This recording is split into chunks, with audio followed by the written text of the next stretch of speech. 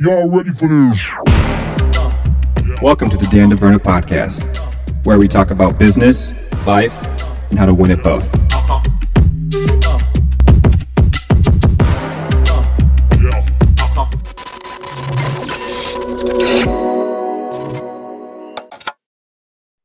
So why don't you tell us a little bit about, tell us who you are and tell us a little bit about you, JR. Hi, Dan. I'm JR.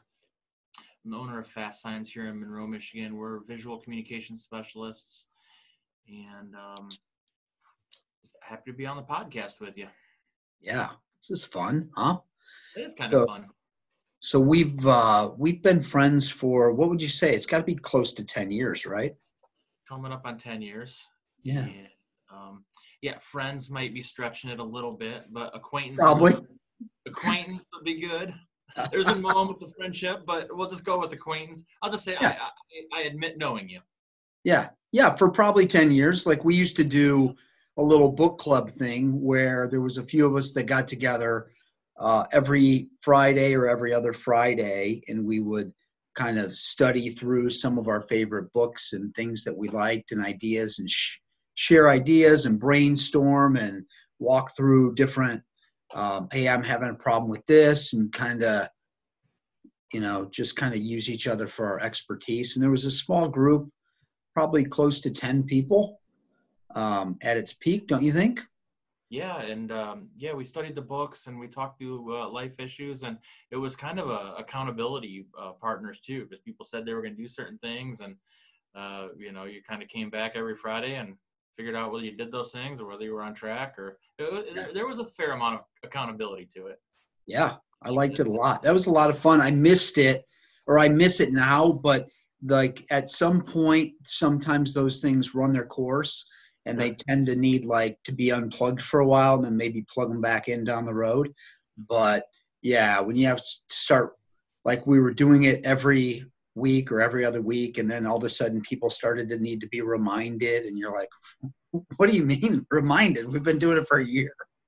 Yeah. So I get super frustrated with stuff like that. I'm just like, we'll unplug it, right? So that's my answer, is throw a temper tantrum and run the other direction. So obviously things are a little bit strange. We're still in the middle of the COVID kind of lockdown situation, and you're up in Michigan, which makes you a little bit different than Ohio. How different does it make you up there? No, it was a lot different, especially in March and April, because it felt like our Governor Whitmer was really following the Ohio Governor DeWine in a lot of ways. He shut down schools. 3 weeks later, she shut down schools. He put the lockdown in place. A couple weeks later, she put the lockdown in place, although he lifted it sooner than she has. And, it's got people all fired up here in Michigan. But it was dramatic. End of March for us. End of March, April sales were off 90%, and I had to. Yeah, whoa. Well, our customers were shut down. I mean, literally, we had a stay-at-home order in place, and real estate agents weren't able to show houses. There's a bunch of signs. Schools didn't know what they were doing. There's restaurants were closed. So the reopening has helped us a little bit, but. I went into shutdown mode, furloughed all the employees, turned the internet speed down, turned off all but one telephone. I mean, really went into lockdown mode for several weeks. Yeah. Now, how long have you been in ownership capacity with Fastsigns, and what inspired you to end up in Monroe, Michigan? Because you're an Ohio guy, right? Yeah, I still live in Ohio. As the story goes, I had worked for a Fortune 500 company for a while, did some consulting, and always wanted to try my hand at being an entrepreneur. Looked at several different things, made some offers on some existing businesses, never really put anything together. And the analogy I use is that I've been standing at the edge of the cliff, peering off into entrepreneurship for years, really. When I met you, I was trying to figure out how to do it, mostly in the plastics business, and I never mustered up the courage or could figure it out. And then the company I was working for, they changed ownership. A lot of things changed, and I got the proverbial boot right in the middle of my back, and off the cliff I went. And in that process, I took a very nice buyout package from the company I was working for. I had plenty of time. I had benefits, let me keep the car and the phone and the computer and all that. So I had everything I needed to really think through what I wanted to do. And along the way, someone said, well, you ought to look at a franchise. It's just the right amount of structure for you. And I kind of dismissed it at first. But after a little bit more investigation, the franchise model was perfect, which leads me to how I ended up in Monroe.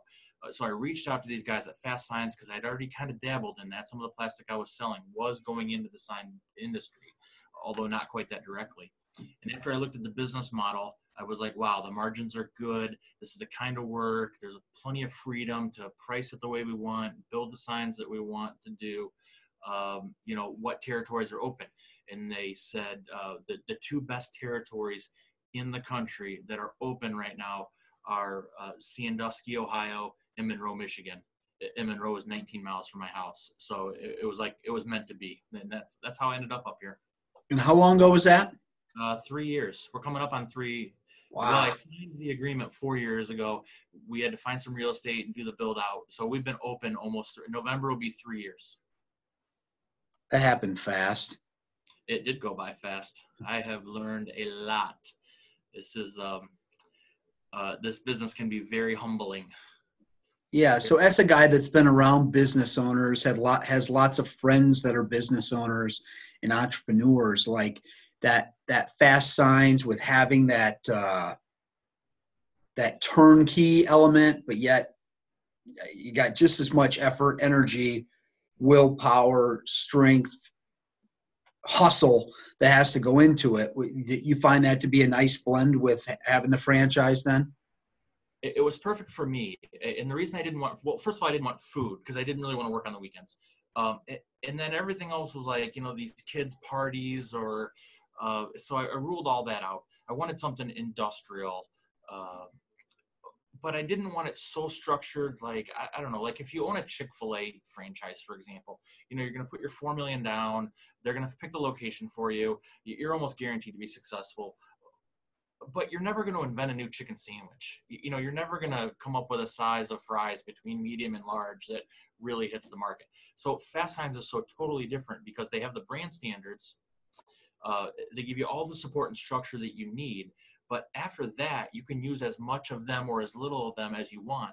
And you can go off in whatever direction that you want. Some franchise owners of Fastsigns just do vehicle wraps exclusively. Some don't do vehicle wraps. Some like print jobs. Some like the stuff that's really big and kind of what the market bears. So it worked for me because there was structure, and yet it allows us to be as creative as we want, set our own pricing, choose the jobs we want to choose, as long as we maintain the brand standards, which is, some of the service and the look and the trademark and some of those things, but they're really not very restrictive at all.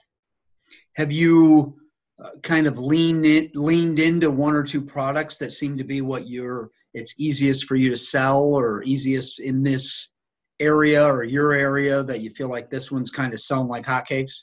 Yep. So there's two.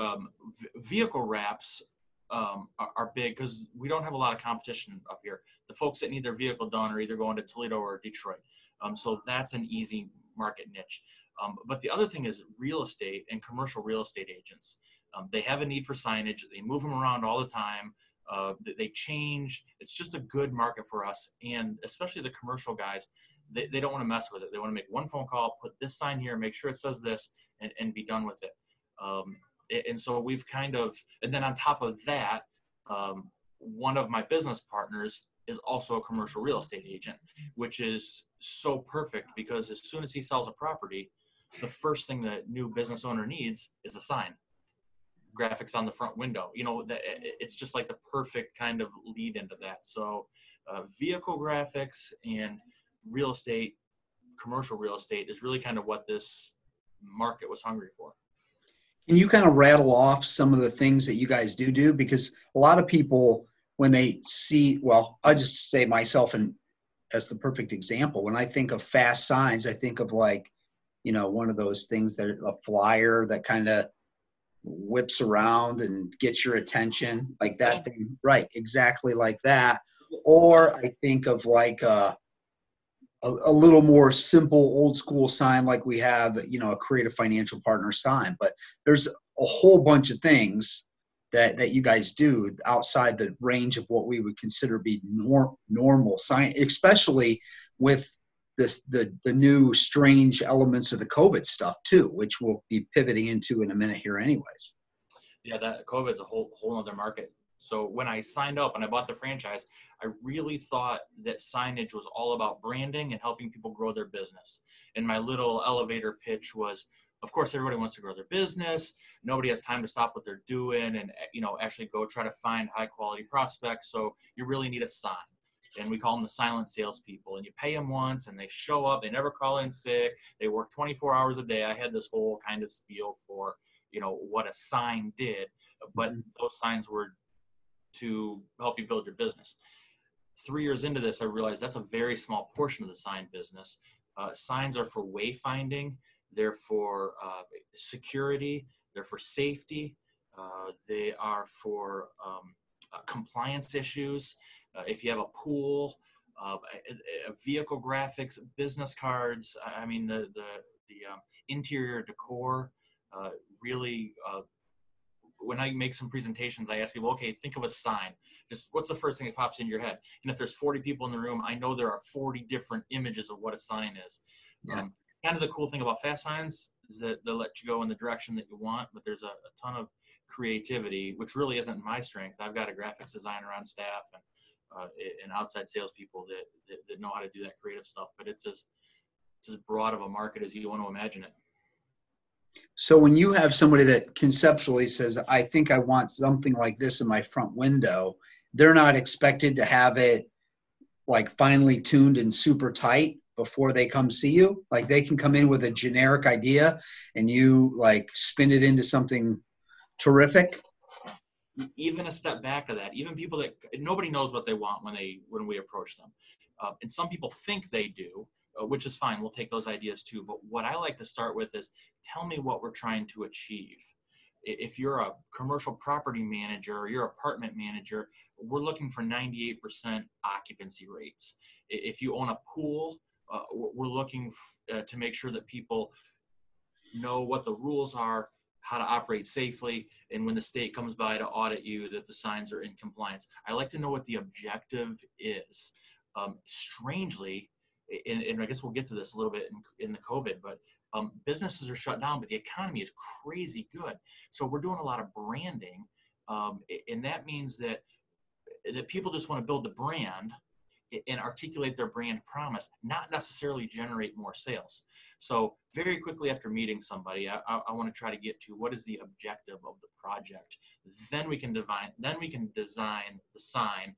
Then we can talk about, are we going to make it out of metal or plastic, and how are we going to hang it, how big is it going to be, and what's it going to cost, and all that. But I like to get upstream and help people accomplish their objectives, accomplish the visual communication objectives.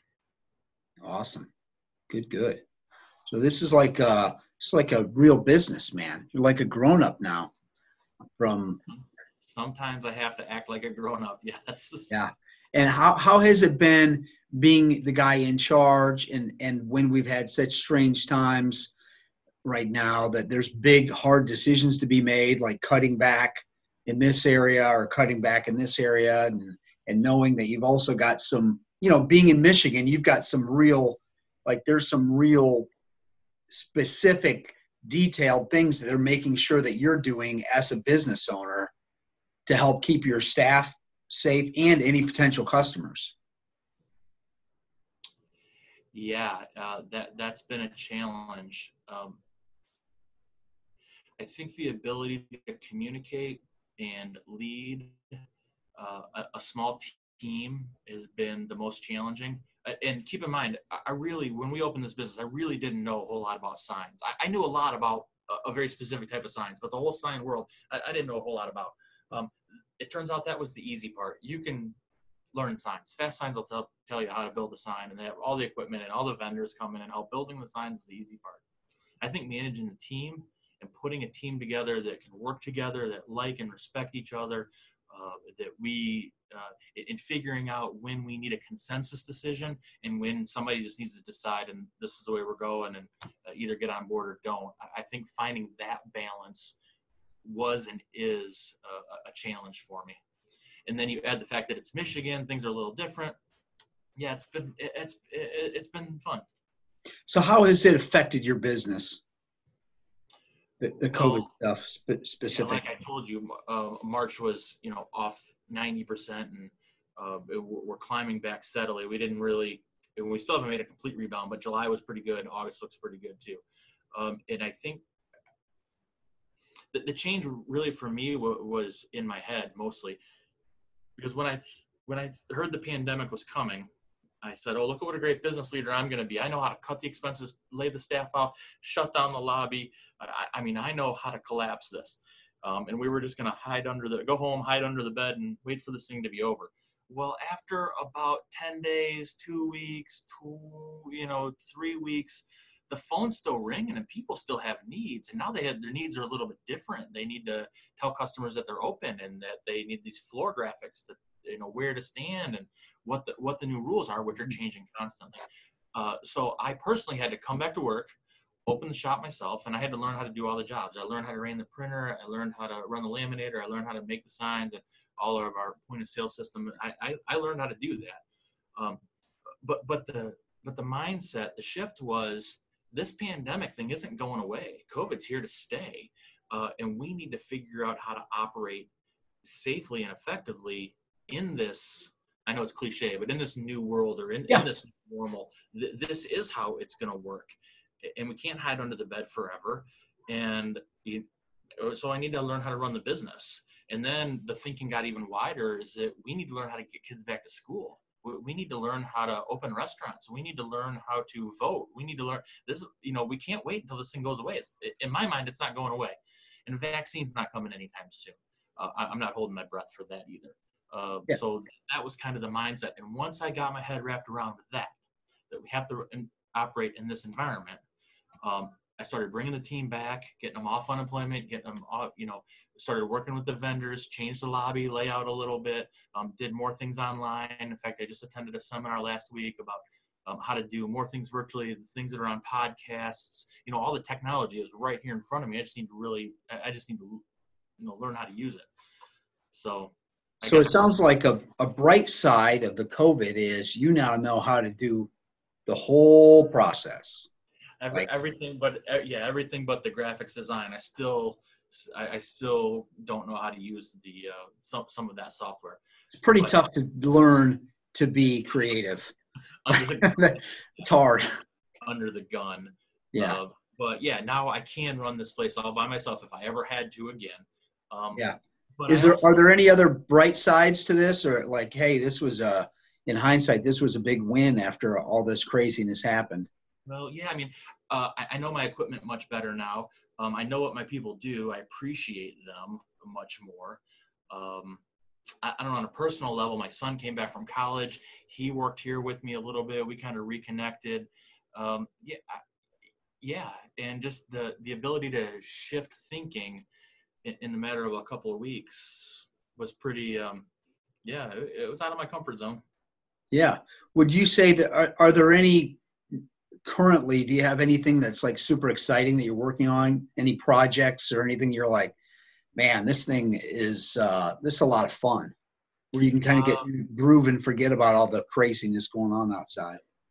The advances that some of our vendors are making with lighting and the LED lighting technology is crazy. And we're making lights look like neon. We can program them all kinds of different colors.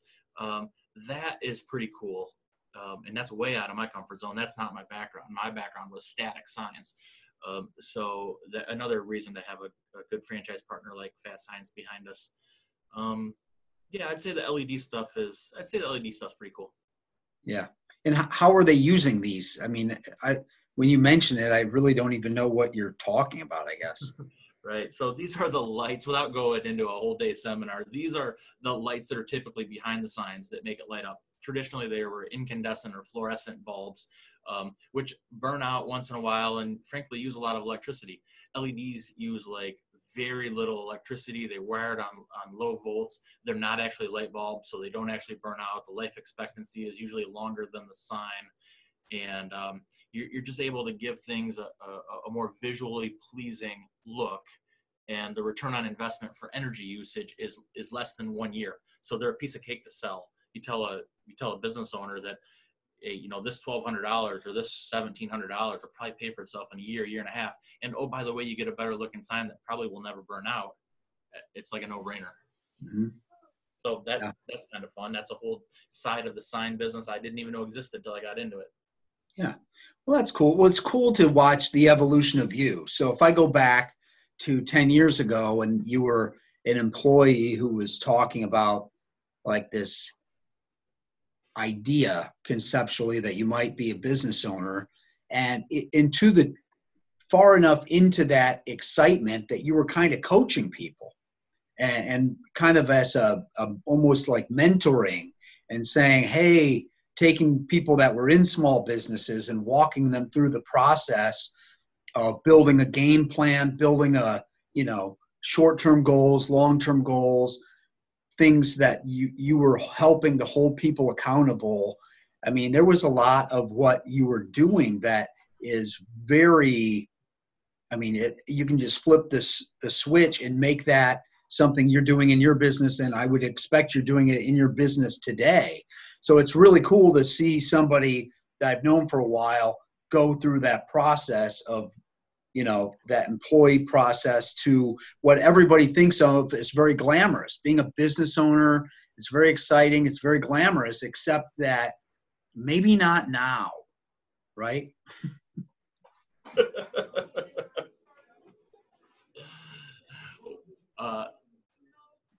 Yeah.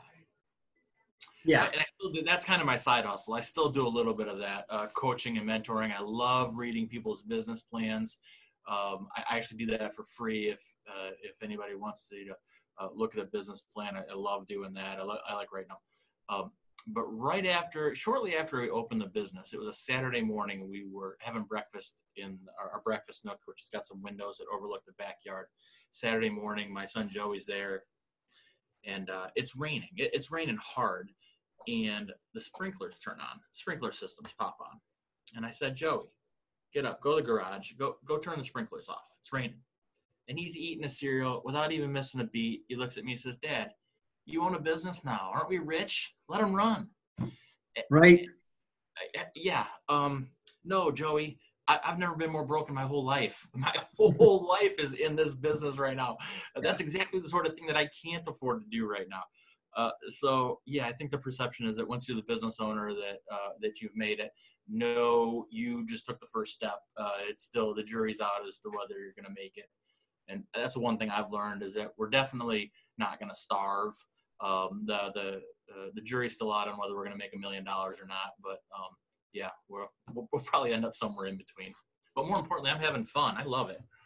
Well, that's a big deal because if it's not fun, I think back to the days when I had a job that wasn't fun, and it really kind of sucked. I like the idea of being excited every day. I'm mixing in some of this type of stuff. I'm doing my normal day job. I'm doing tons of martial arts. Like most of the stuff that I do are things I enjoy, and it's very easy when you're doing things you like. And it's really, really hard sometimes when you're doing things you don't like. And so we're always, I know you're the same way, always trying to find something like a new form of motivation, like whether it's books or education or motivational stuff or seminars or workshops or all that stuff. Is there anything that you've been into lately that you think, boy, I tell you what, this was a really good one. I started paying more attention to this podcast or this, anything like that on your radar? Yeah, well, I've always kind of been into the motivational stuff. But I drift in and out of it. And I also like music. So I got the Sirius XM set up for the car. And so I've been listening to a lot of different kinds of music. Then the pandemic comes, and I started listening to CNN or a lot of the news channels. What's latest? What are we going to shut down? What are we going to do? And I realized that I got to control how much news hits the brain, because I get to work and I'm already half irritated or whatever, just kind of not quite on the, that's a long way around to tell you that I've gotten back into the motivational stuff, the podcasts in the morning. Been listening, and I had to get back to basics. You know, my favorite guy is Tony Robbins. And I know you're laughing because you're still probably wondering when I'm going to return this. I don't. I got bad news for you, Dan. I'm not sure you're going to get this back. I still listen to these. They're great. I mean, it's just amazing. He's the best. He is the best. I love him. The neuro-linguistics programming. It only has value if you assign it value. It's either two things in life: pain or pleasure. I mean, I could go on and on and on. No, he's good. Garrett White is a guy I've started listening to a little bit. He's got an interesting perspective on things. When I just need somebody to put it in my face, I go to Eric Thomas. He's the big black guy that's like, you know, you need to do it for you. You know, he's real preacher. He's a preacher man. You don't have to think too much when he's around. No, he's very motivational. He's awesome. And listen to a little bit of your buddy, Chris Flett. I started listening to his podcast a week or two ago. I love it when he talks about his goals for his kids. You know, what are your goals for your kids? Well, I don't want to raise entitled assholes. Yeah. Okay, perfect. Because, you know, we all, you, me, him, we all lead a pretty privileged life. And yeah, it's important that the kids we're all pretty coddled, and our kids are pretty coddled also. So, we kind of talked about, because Chris says gladiators eat first, right? Yeah. And so we were kind of bouncing back, which is what, like, before we decided to do this. And that the idea of what the gladiators, whether they're the front end salespeople or the small business owners or whatever it is, I think what Chris was trying to say there when he says it, I'm just interpreting for him, but is that, like, if a salesperson's good, if somebody is out there kind of constantly killing it and working really hard, they're always going to have a place in life. You know, they're always going to have a place. And I think that's, you know, I think one of the neat things, so whether I'm talking to you or my buddy Musa or my buddy Valentine, or like all these friends and business owners that I have, they all sound kind of the same. Like, Musa, it's been a long time since Musa did everything in the kitchen from the beginning to the end to the cleanup, right? It's been a long time, if never, ever, you had ever done all the process since you started that, and now you can. Now I can. You know, for a long time. So we had a funny story here, which some people have heard, but we had people walking into our office because we're considered essential, and I was at the front desk. And they're like, what's going on? All hands on deck, man. Like, what do you mean? Like, and guess what? I didn't know how to answer the phones, but now I do. And that's kind of what you got to do sometimes. Yep. One of our sales guys for the distributor we use, they're fantastic. I'm sure he's a six-figure guy. He drove the delivery truck for about 2 weeks. He actually made the deliveries. It was all hands on deck.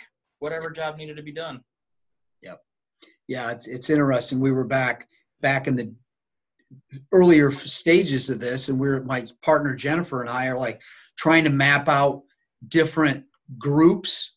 Like, well, we don't want everybody here overlapping, so no clients are coming in, but like, Dan, you'll be here Monday, Tuesday. Jen, you're here Wednesday, Thursday. And I live close, and I'm here anyways, lots of times. So a couple times I came in on a Thursday, and there's like 16 cars in the parking lot. So what I determined and figured out was Jen's way more fun.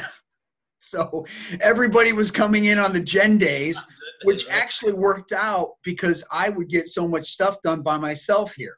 So I'd be here by myself all day, like, man, I guess nobody's working. Everybody's taking this real serious. And then I'd pull up on Thursday, and everybody's got like a pizza party going on in the conference room, you know, socially distanced, etc. But yeah, Jen's just a little bit more fun, and she's a little bit easier to get along with than me. So way more popular on Jen days. For sure. Wish I'd known that. I would have come to Jen days. Yeah, they were great. I hear they were great. She was buying pizza. They were subs, and the Mountain Dew was flowing. It was good. Good Can't go time. wrong. And Good. I asked you about that Gladiators eat first quote because it just didn't. At first, it didn't. I didn't understand it. I guess because one thing I've learned here is that leaders eat last. So when Yeah. I heard gladiators eat first, I gotta juxtapose those two Yeah. those two ideas. But no, yeah, I totally get it. Totally understand. I just had never heard it before. Yeah. I All Googled it and checked it out, and there's not like I think you get to form your own opinion on it, because I don't think there's like a hard and fast, this is the way that it is type of a story with that quote in particular. So I really like it though. Are you having fun with anything in particular? Is there anything really cool you're doing, like besides those new types of signs? Is there like a niche market that you're getting into, or something that like, or a part of the business that's super fascinating that you're excited about? Oh, I think when people say, "Are you having fun?" Yeah, I am having fun, but it's not like we're having pizza parties and celebrating a lot of it, and it's not overly creative. I think the fun part is the challenge. Is like you got 5 employees, you got customers, you got government regulations, you got the pandemic, you got competition. The fun part is at the end of the month, they're like, did you do it or not? And can you do it again? And how do you scale this and some of the challenges? And the fun for me is the challenge and the accomplishment.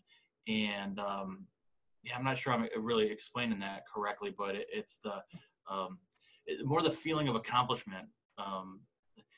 Yeah, I feel very accomplished some days, and that part is fun. That's what drives me. That's what keeps me moving. Can I do this? Yeah, I'm sure, but I got to go prove it.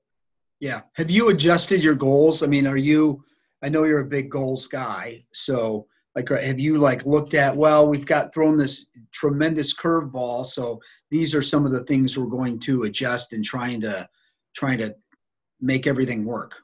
We did. I've done it 3 times this year. Of course, we do it January 1st because I just think that's a good time. I did it right at the beginning of the pandemic.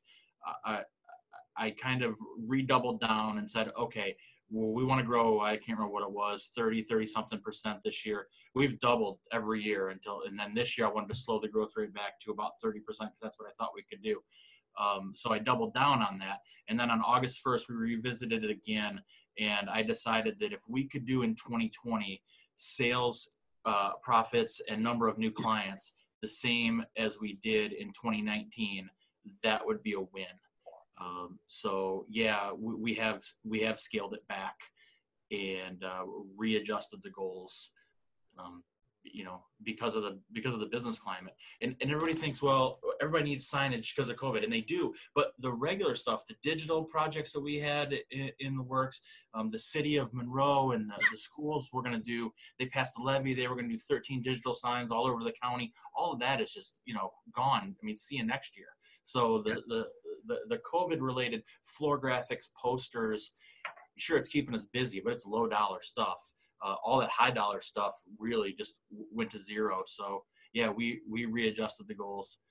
And personally, yep, I still write down my goals almost every single day, copy them down on an index card. They're either in my wallet or in my right hand. Yeah, just like I've almost always done. Are you still using your yellow Post-it note as your Still do it. your list? I now have a variety of different colors. So I don't use the same color every day. That's the only difference. Yeah, goals on one side, flip the other side. That's my short to-do list every day. So it's also a little different because I don't necessarily have a clean accountability partner. So it's probably something I need to work on. Yeah, it's good. It's good to have people like that. I obviously have Chris Flett, and he's a very hard person to impress. Yeah, he's hard on you. That works well for me. That's what he's always just using my words and my numbers against me. So it's not like he's really not that big of a jerk in theory. It's just he's applying what he's getting paid to apply. And it's made me a much better, business is up exponentially, seemingly every year, magically. And so seems to be working, right? So anything else we should know about? Anything else we should be talking about before we sign off here? No, that about covers my update. It's so good to hear you and see you again. We should connect when this whole pandemic thing is over.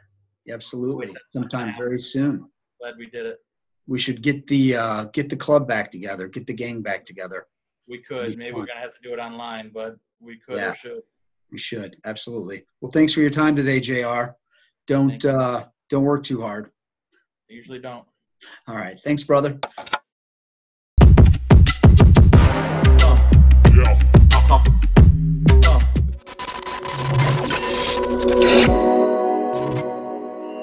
DeVerna offers products and services using the following business names: Creative Financial Partners, Insurance and Financial Services, Ameritas Investment Company, LLC, AIC, member FINRA, SIPC, Security Investments, Ameritas Advisory Services, AAS Investment Advisory Services, AIC and AAS are not affiliated with Creative Financial Partners. Products and services are limited to residents of states where the representative is registered. This is not an offer of securities in any jurisdiction, nor is it specifically directed to a resident of any jurisdiction. As with any security, request a prospectus from a representative. Read it carefully before you invest or send money. A representative will contact you to provide requested information. Representatives of AIC and AAS do not provide legal or tax advice. Please consult your tax advisor or attorney regarding the situation. Thanks for watching.